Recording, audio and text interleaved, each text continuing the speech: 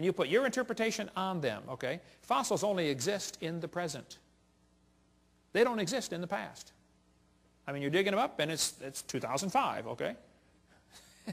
You can't say, wow, this fossil is 40 million years old. You don't know that. Okay? All we do is put our interpretation on the fossils. But the kids are taught fossils contribute to our understanding of evolution. Kids, keep in mind, dead animals do not reproduce or evolve. Darwin said, if my theory is true, numberless intermediate species ought to have be found in the fossil record. Well, I'm sorry. This guy said, since Darwin, many of these links have been found. Oh, they are lying to you. No missing links have been found. Even David Robb, who believes in evolution, says, in the years after Darwin, his advocates hoped to find predictable progressions. In general, these have not been found. Yet the optimism has died hard, and some pure fantasy has crept into textbooks. You're kidding.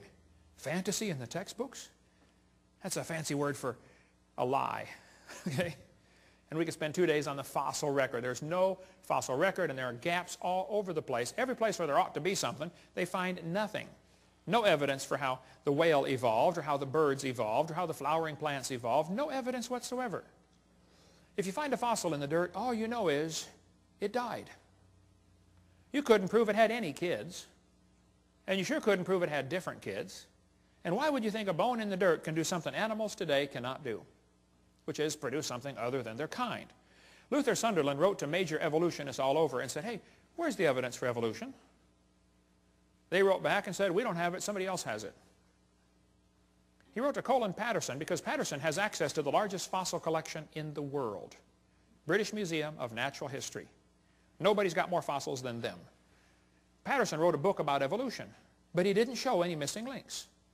So Sunderland wrote him a letter and said, excuse me, why didn't you show the missing links in your book?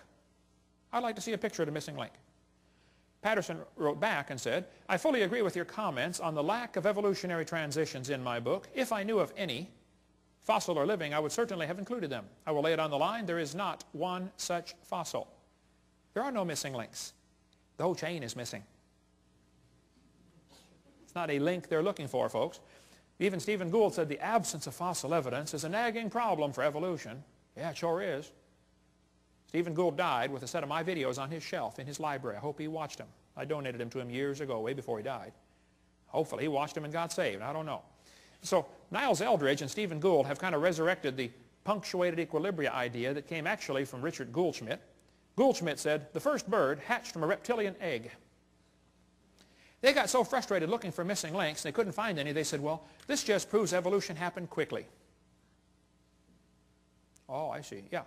And this bird that hatched from the reptile egg, excuse me, who did it marry?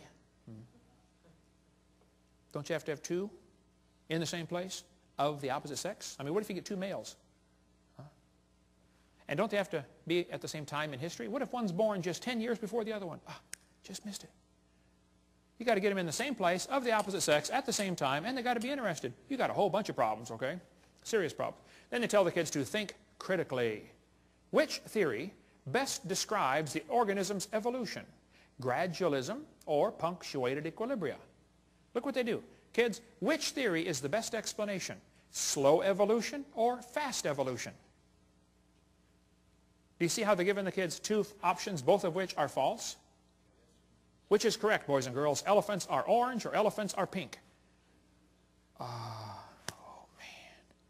Mom, what should I write for this one? I don't know, honey. Go do your homework. They're neither one. You realize how frustrating this is for Christian kids to go through public schools and have this kind of stuff day after day after day, and how it wears at their faith? And they finally just start giving the evolution answers. And 75% of the kids from Christian homes are being destroyed and losing their faith going through these public schools. That's not thinking critically. This textbook says, which is correct, boys and girls? Did evolution happen gradually or in short leaps and punctuated equilibria? They give them two options. Evolution happened slowly or evolution happened quickly. These guys are not capable of thinking outside the box. It didn't happen at all. Is that an option? But I guarantee if a kid puts it didn't happen at all on his test question, the teacher's going to count it wrong. I debated Dr. Pigliucci from Knoxville, Tennessee, UT Knoxville, I said, Dr. Pigliucci, you've studied and taught evolution of plants for 10 years. You've received $650,000 in grant money to study the evolution of plants. What's the best evidence you know of for evolution? That was my question. His answer was, the evolution of whales. I said, just exactly what kind of plant is a whale anyway? Yeah. He said, the hippo is evidence for evolution because it's in the process of adapting to an aquatic way of life. Hippo is proof for evolution because it likes to go in the water. Wow, I like to go in the water too. What's that mean? Evolution's a shell game. Everybody thinks that somebody else has the evidence. The biologist says, oh, we don't have it. The geologist has it. The geologist says, oh, we don't have it. The anthropologist has it. It's a shell game with one major difference. You know how they put the P down there and try to get you confused, you know, which one has the P? The difference is there's no P under any of them. Nobody has the evidence. Nobody. They're all lying. They say, what about horse evolution? Yes, boys and girls, you see this? The four-toed horse evolved to the one-toed horse. That's a lie, proven wrong 55 years ago. The hyrax is the so-called four-toed horse. They're still alive today in Africa and Turkey. There's still a little bitty critter. There's one right there, a hyrax. They don't tell you the early horse had 18 pairs of ribs. The next one had 15. These animals are not even related. They just picked some bones and put them in order they wanted them. The next one had 19 and then back to 18. This horse evolution theory was proven wrong a long time ago. There's a whole variety of horses today, by the way, big ones and little ones. But back in 1950, G.G. Simpson, a famous evolutionist, said, this horse evolution was unintentionally falsified. It's not true. The evolution of the horse was all wrong. It never happened in nature. Horse evolution has not held up under close examination. The whole idea was made up by Othniel Marsh back in 1874. He picked animals from all over the world and put them in order the way he wanted it to happen. He never found them in that order, okay? Modern horses are found in the same layers as the so-called ancient horse. The ancient horse is just an animal still alive today in Turkey and East Africa. The ribs, toes, and teeth are different. In South America, the fossils are in the reverse order. Real problem. They're never found in the order presented in the textbooks. Tulsa Zoo finally took out their display because a friend of mine wrote him a letter and said, hey, why do you have the horse evolution on display? I've got the letters here somewhere. Did you get those out, Steve? They're in the suitcase? Okay. You can come read those later.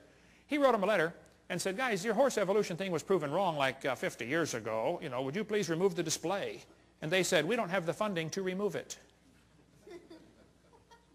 So he went to a sign shop and got a bid for a sign, 60 bucks or something, that says, we'll take this, the sign would say, we will take down this display as soon as we receive the funding, because the display is not accurate. He went into the curator at the zoo and said, here's 60 bucks for the sign. This guy will make the sign. When would you like it delivered? He said, what's this? Oh, you're going to take down, we're going to take down the display when we get the funding. Yeah, he said, you ought to at least warn the people, you know, the display's not right. Well, they didn't take it down. Finally, I forget, 2,000 people signed a petition saying, get this thing out of our zoo. It came on the evening news, 10 o'clock one night.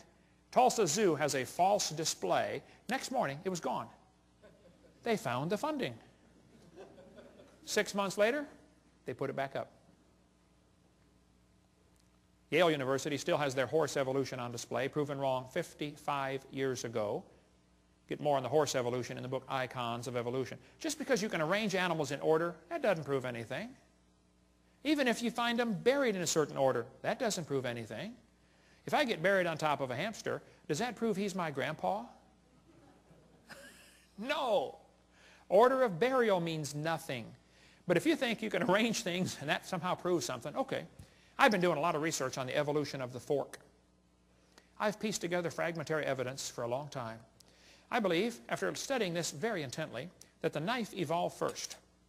Slowly, over millions of years, great geological pressures squeezed it and made it concave on one side, convex on the other, and squeezed it into a spoon. And then slowly, erosion cut grooves into the end and turned it into a fork. I knew I was onto something here, but I felt like I had a missing link, particularly between the spoon and the fork. I just couldn't find it. Till one day I was flying to Connecticut on U.S. Air. I was 30,000 feet off the ground, and the stewardess walked down the aisle and just handed me the missing link. I don't think she knew what she had, but my trained scientific eye picked it up right away. I said, wow, this is it. I've got it. I stuck it in my pocket. Later that